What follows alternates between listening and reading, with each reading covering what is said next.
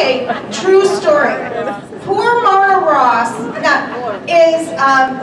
was moving this past month from one beautiful home to another beautiful home.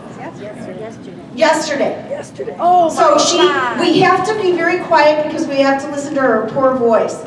So remember last year we had a character, Miss Anita Bath? Well, we had this all planned out, and Anita was going to come and Marna was going to resurrect that character.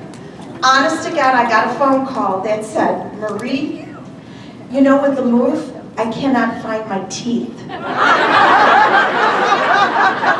She goes, and on top of that, I just had some dental work. I'm really afraid if I put them in, I might lose my own teeth. Do you think we could just drop the Anita Bath and, I could just share with them what I was going to share to them? And I thought to myself, oh my God, I don't think I've ever had a conversation like this before. Okay, so we know that this woman needs absolutely no introduction. She has been the top of the top of the top of our company. I know over 20 qualified recruits, 100 and how many gazillion dollars did she sell this year? Over $120,000 this year in sales. She develops directors like nobody else. She runs an executive team. She is simply amazing. And without any further introduction, let's give a warm welcome to Marna.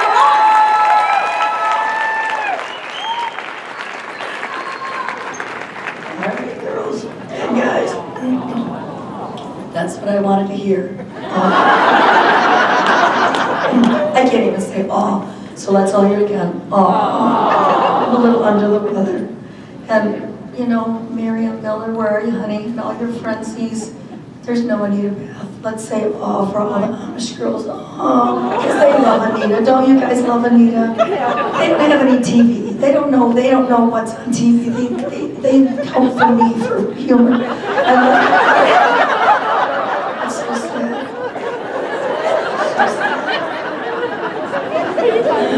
I gotta come to Chicago for fun, because down on the farm there's no fun. Where Michael lives, there's no fun. It's just all wah, wah, wah.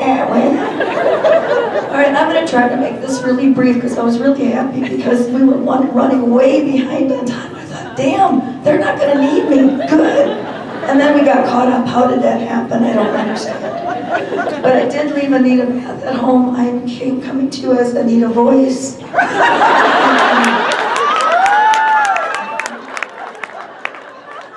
need to lose 10 pounds. I need a new hairstyle because it looks like dead squirrels around my head. It's so sad. But you know what I don't, Anita? I really don't need more friends. I have the best friends in this business, and you're all in the room, so thank you. If you ever need tons of friends in this business, reach out. And this is really going to be one of your best benefits, and it will be one of your longest lasting memories of your time with us. I don't need a great team. I already have it, the best directors and team. I'm so blessed.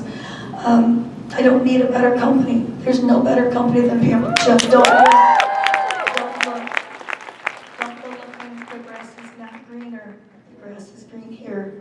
And you keep doing what you've been doing, and I'm going to keep doing what I'm doing, and I'm going to keep preaching it just like Michael did. But I could not have a more blessed life. And like the girl said, I just moved into a new home. It's our dream house. It's on Lake Huron, and this was not anything that I ever dreamed I could have. So I want to take you back 17 years. In case you don't know how I started out, it was not like it is today. In 1997, I was divorced. I had 3 kids, and I was working a full-time job.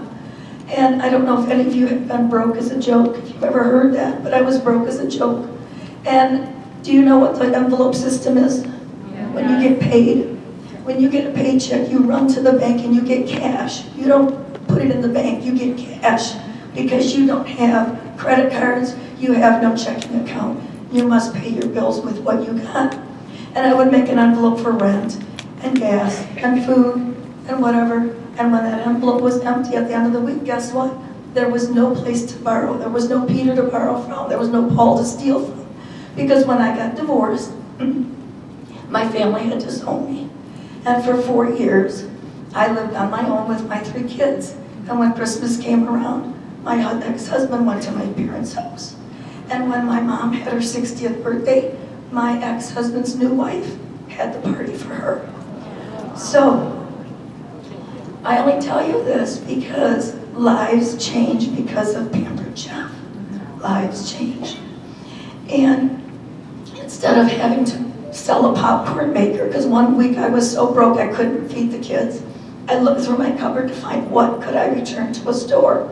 If you've ever done this trick, you find something with a tag or a sticker and you go, okay, I can return that. I found a $15.97 popcorn popper and took that back. And that got me through the week. I ran out of gas more times.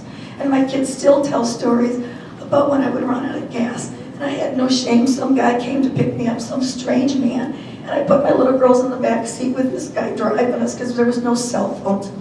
And he had an axe and a hoe in the back seat. They were so traumatized. They still talk about this strange man that came and picked us up and I took him right from him because I had no shame. I had no shame. But when the camp line director came into my life and whole new doors opened for me.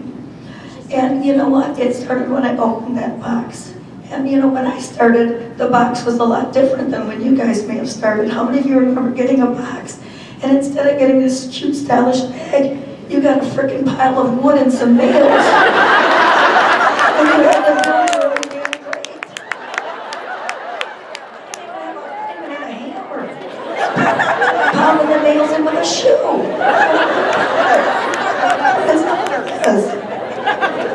There was this huge book, it was called, they called it The Pig. And no one ever told me why it was called a pig. And why did they call this thing a pig? It was a product information guide, but no one told me. So I'm going like, I gotta take this pig to the party. I don't know why, I gotta take this pig. I didn't know. And they gave us, there was no computers. Girls, there was no internet. And for those of you who started long ago, you remember the big formula. You had to balance. You had to go up and down and sideways and stand on your left foot. And then at the end, if you didn't balance, you just said, oh hell, I'm putting a quarter in here. I don't know what the hell it is. Take a quarter, it's off. So, you remember it. So how do you go from where I was to where I am today, along with a lot of other great people? You know, good God, I'm wearing enough ribbons, I don't need to wear clothes to kind of...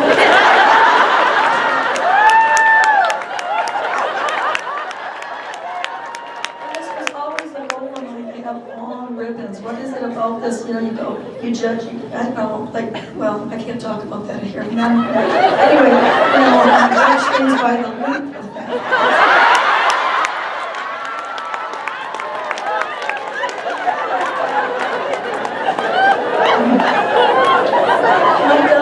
No, we poured you.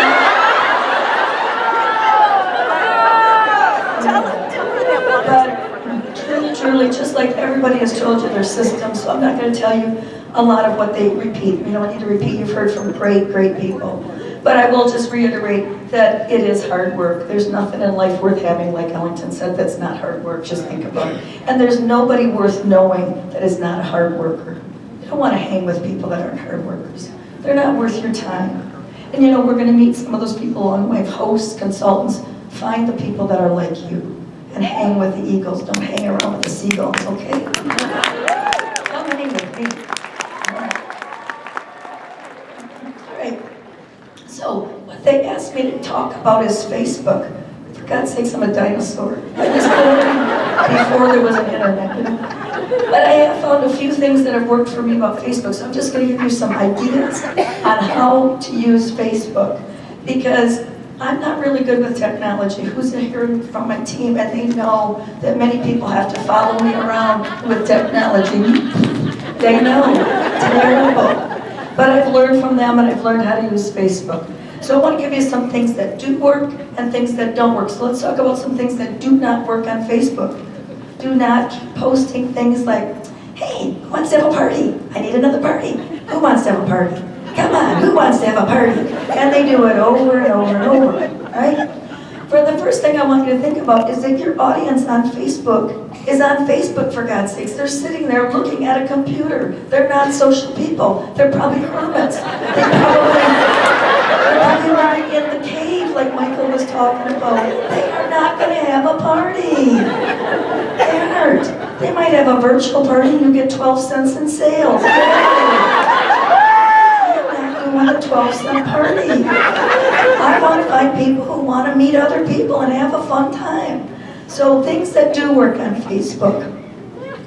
One thing you should do instead of posting on your personal page or even on a page that you've called In the Kitchen with Marna Ross is to create a group. How many of you have a group on Facebook? All right, I'm going to say 5%. All right? How many of you belong to groups through Pampered Chef? You are a part of a group. And what happens when somebody posts in a group page? What do you get? Do you not like get a little ding or you get a little thing, you know, like a little pop-up or somebody taps you on the shoulder or tells you to go look at that. And you go look at that group to see what was posted. You're interested. You go look. When you just post on your page, the regular old way, how many of you know that Facebook decides who gets to see your post? Right? They have an algorithm. And there's many interesting things about how they choose. But one thing that they do is if you post stock photos or you post those little memes or memes or memes or what are those things called? I don't know. What is it called? No. Yes, what are those things called? How do you know? Oh, you're 12. That's how you know. If they see something getting posted over and over, they will not show your post to other people. Your posts do not get seen by all your friends. Facebook does not send out your posts. And if you're wondering, you post, hey, who wants to have a party? And you hear crickets. It's not because they don't love you, they just did not even see it. Another thing that you should do is in your group, so you're going to switch from a page to a group. Now, how are you going to get people on the group? There's no way to just look through all your friends. That's the unfortunate thing. You have to put in names. So let's say I can't remember all my friends' names because I can't remember my name half the time. So I'll just start with the letter A, and I'll put the letter A in, and all my friends that have an A in their name will start to come up, and I start adding them. And you add everyone who's your friend, everybody. Because the group, they can be removed from, but I want to give them a chance to come into the group. So I've added all of my Facebook friends, and now what you get are interested people who will go to the group and look, because you're not just playing it by chance that they'll possibly see it. It is going to be in the group, and it will stay in the group. Because if you go on a page and you post at the wrong time of day, let's say, you know, you're a really early morning person, so you're posting all these great recipes and all these great ideas at 8 a.m., and nobody's on Facebook. It goes on their news feed, and then it just keeps going further down, and you're buried. They're never going to see that. Okay? So my first and best suggestion is to form a group. When you make your group, make sure you put your name in the group name and also the word Pampered Chef. So mine is called In the Kitchen with Executive Director Marna Ross. Because when people search on Facebook, if you call it something goofy, like, I don't know, Marna's kitty cats in the kitchen, or Anita Ross kitty cats in the kitchen, because I did leave the kitties at home today. I know. See, the Amish girls are sad again.